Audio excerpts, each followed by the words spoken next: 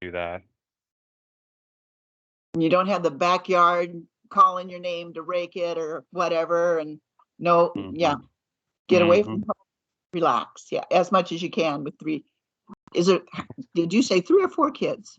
3 kids. 3 kids, yeah. Yeah. Yeah. Nice age range there. They don't have very high expectations, which is great. And I know as we're all about to get started, just so everybody knows, Jessica will be a little bit late. She had a staff meeting, so she's trying to be in 2 places at once.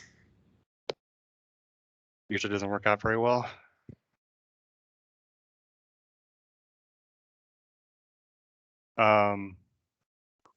So I don't think we have an agenda for this. This is kind of our informal, how's the project going? And so this is the point where I pass it over to Kathy to give us an update. Thanks, Brad.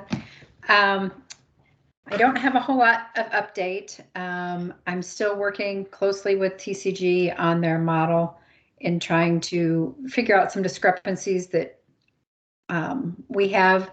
They gave me some samples to test, and when I tested them, what their projections were and what mine were using our current software are not close. And so I'm trying to figure out where their differences lie.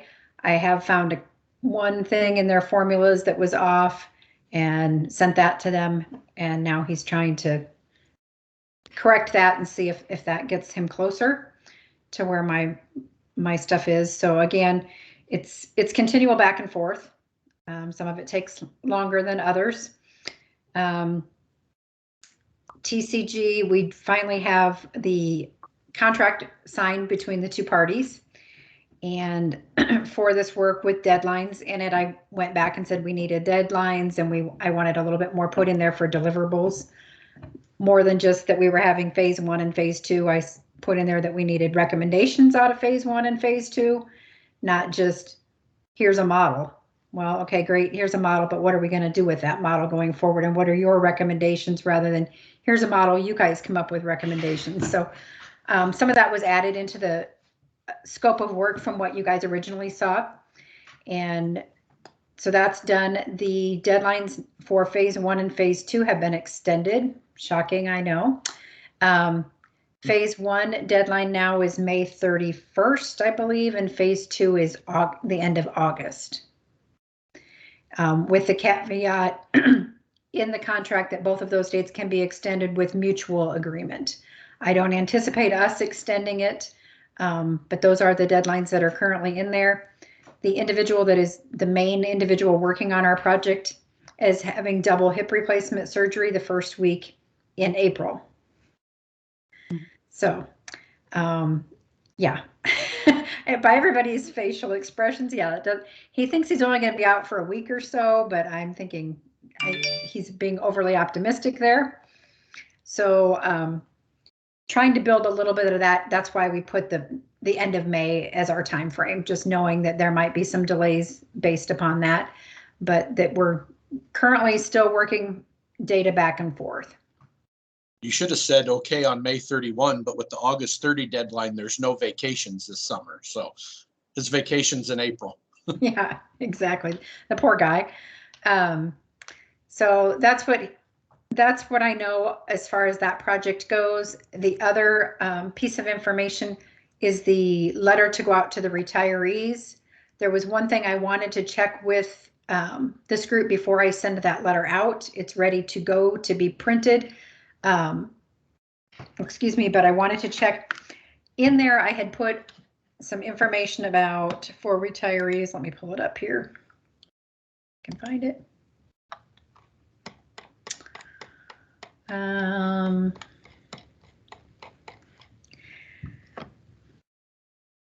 For retirees and communication, I gave them the directions to access board docs. I also gave them the information to send an email to Sherry Weatherly to send us their email address using the subject line retiree email. So we could pull all of those, and then we would have their email addresses. And then I also put in there that they have 3 retiree representatives on the advisory committee. that they can contact at any point in time for questions and concerns. And my question to you, retiree representatives, is how would you like them to be able to contact you? Would you like them to use your emails, or what contact method would you like me to put in this? Email's okay. Email's okay. Yep, I agree.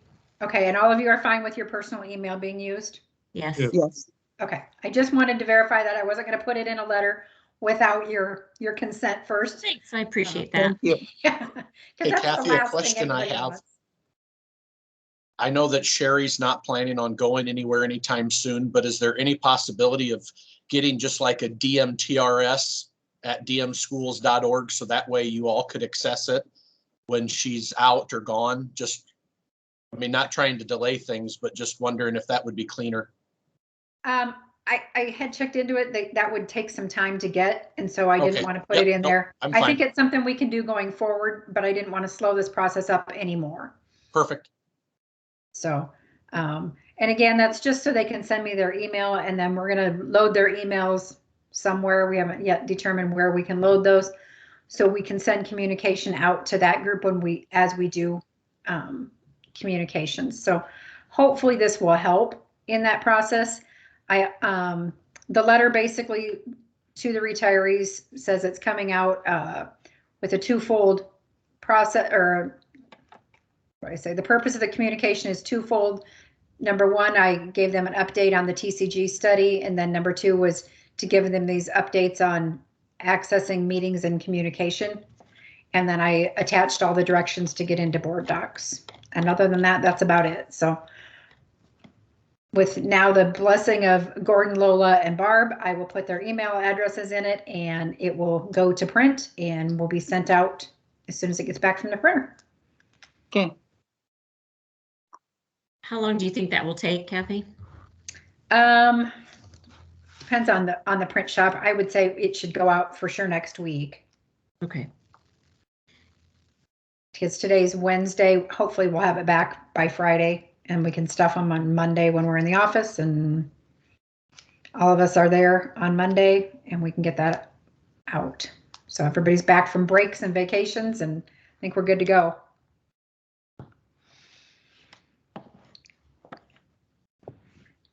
Let me hop back to TCG for a second. Yep. So far, how would you grade their responsiveness and competency? That's tough. I would say they're very responsive. If anything, and I will hold full accountability for this one, on the last data exchange we had, I took longer to respond than I probably should have, but I was tied up doing the teacher retention bonus or incentive payment. So that took a little bit more time out of my schedule.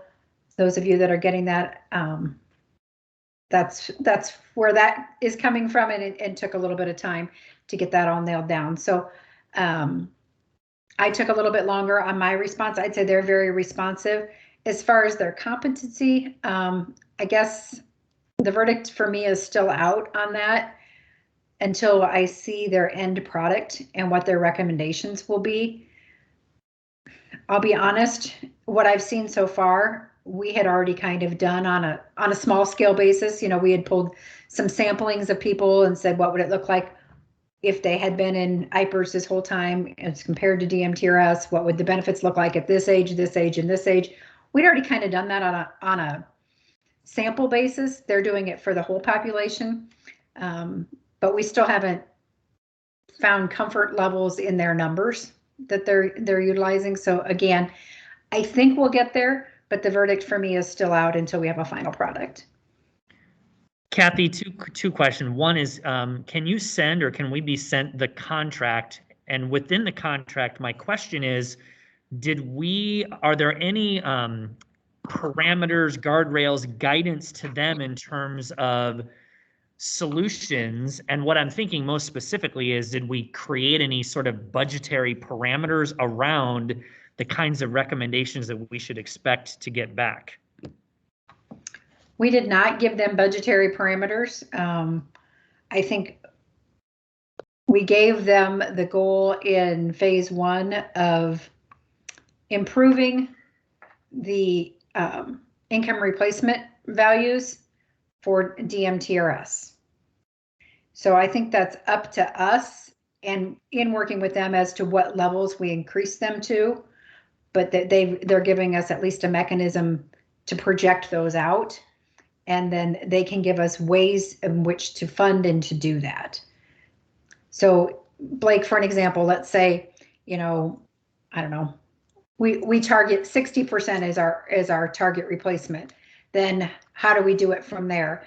Or if it's 40%, how do we do it? I think the ways, the steps to achieve it are the same, regardless of if it's 40% or 60%. Does that make sense to you? It does. And then my next question is going to go to the email that I sent to you and Brad. So one of the things that I'm struggling with right now, and Kathy, maybe you have a more concrete answer than what I've been able to get from anyone. I have a general concern, and I'm not sure what the action is, which is that Mr. Aurora, during multiple work sessions, has done a really good job of articulating to the board that a budgetary item that needs to be considered for next budget year is DMTRS. But when you actually go into the budget, there hasn't actually been a dollar amount assigned to address the issues and concerns. So what I'm struggling with is they're going to, adopt their budget by April 15th. Now, they can amend it, although normally there's that's a last ditch resort. My concern is number one, is if there's a dollar amount assigned to this issue, and I don't believe right now that there is. And number two, I know that we don't have the solution all the way, but my worry is if there's not a dollar amount assigned to that budget, our solutions, at least through 2023, are going to have to be zero. Like there's going to be no cost that can be taken into account. And so I'm wondering, number one, if anybody knows whether this budget for 23 actually has a DMTRS support line. And number two, whether this committee, and I know it puts us on like an emergency spot because of where we are with the budgeting process, is whether we shouldn't be at minimum asking the school board to say, we think that you should at least put something in there financially as a placeholder so that we don't do all of this and then ultimately nothing can actually happen next year because there's nothing in the budget to address closing those gaps.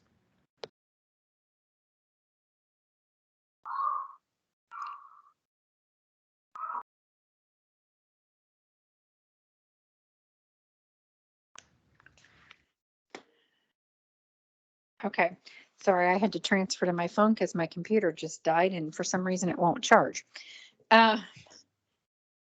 So Blake, your question I had sent to Shashank actually, and his response back was, tell them I'll take care of it.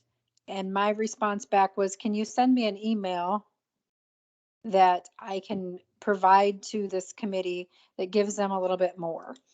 I said, can you send me a brief email that I can share with the committee? I want them to know that they don't need to recommend a dollar amount for the upcoming budget to be set aside for DMTRS. I also want to have some assurances that if nothing is set aside for the FY23 budget, that it will not prohibit us from moving forward in FY23. So that's what I asked for. He is at a conference today, continuing ed things. So I sent that at about 2 o'clock and have not heard back yet today, but I anticipate that I will.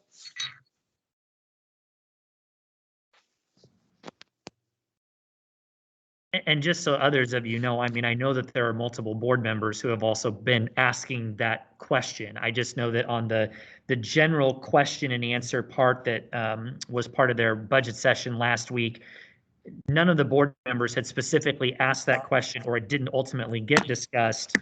I can say for sure Ms. Martirano asked a question at the very end of the work session, and it was sort of kind of thrown back as we'll do another round of questions. I mean, I think we all should have some confidence. Like I said, Mr. Aurora did a good job of articulating, like, it's here. It's sort of an unknown. I don't feel like it's being left out to hang. I just worry about in a budget process, if there's not something put in there, even if it's not ultimately the number, I just don't want us to get down the road and then go, oh yeah, we really should have done that. And then we create a 1-year delay because of that. And so I appreciate, Kathy, those questions that you sent, I think are the ones that whenever or whatever Shashank shares as an answer, whether you want to forward it or if Shashank wants to communicate directly to us, I think would be greatly appreciated. So I thank you for that. You are welcome. I was one step ahead of you, Blake, because I knew that's what you'd want. And I don't blame you. I would want the same thing. So.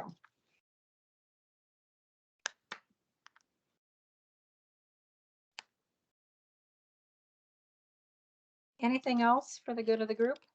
What I was gonna say, maybe we can just get that, update next week, but I guess even take it to the next level for those of us that are geeky like this is he planning on maybe, a hybrid of, is there categoricals outside of Gen Fund dollars, SBRC? I mean, just that's where my mind went. And so I'm sure hopefully that'll be answered, or I'm sure you'll follow up on that, Kathy. So I appreciate it. All right, will do. And if you need help stuffing envelopes on Monday, I can make that work in my calendar. I did look at that because I will be a man of my word. So. Okay, thank you. And I'm going to look and see what's on Sherry and Rhonda's schedules for Monday. And again, make sure that we have it back from the printer. And hopefully by it'll Monday. be treat day like it was last time I did this for the DMTRS. I don't know. We don't have those very much anymore. Okay. I thought I'd put a shameless plug in. All right. Anything else?